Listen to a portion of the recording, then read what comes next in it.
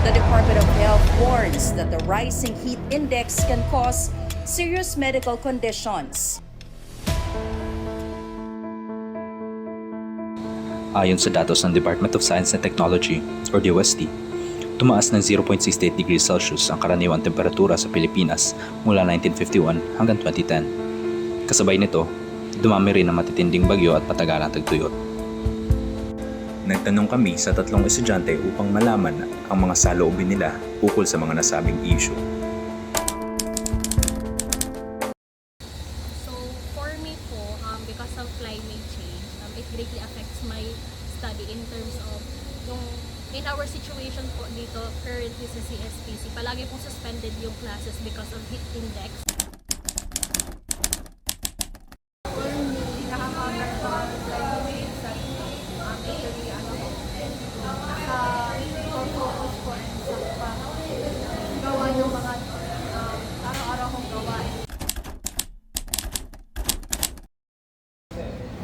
Siguro sa pag online class dahil sa inabi-nabi ng na pag-suspend ng na klase.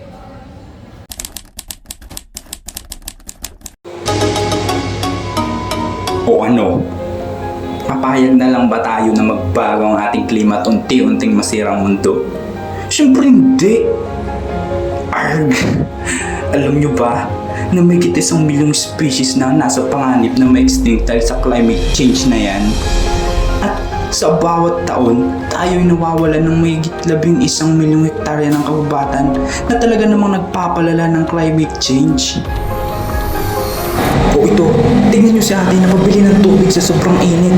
Ate, ba't ka po napabili ng tubig? Kasi sa sobrang init, nauuhaw ako eh. Guys, kawawa naman talaga si ate. Kitang-kita mo sa mukha niya na talagang wow siya. Kaya ano pang hinihintay natin? Hindi pa huli ang lahat. Sa bawat pagtatanim ng puno, sa bawat pagtulong sa kalikasan, kaya nating bawasan ang pinsala ng climate change. Magsimula tayo ngayon para sa ligtas na kinabukasan. Kaya tayo ay magsimula sa simpleng pag-reduce, renew, at restore. I-reduce ang basura, i-renew ang basura, at i-restore ang basura. Ang klima ay nagbabago at panahon na para tayo rin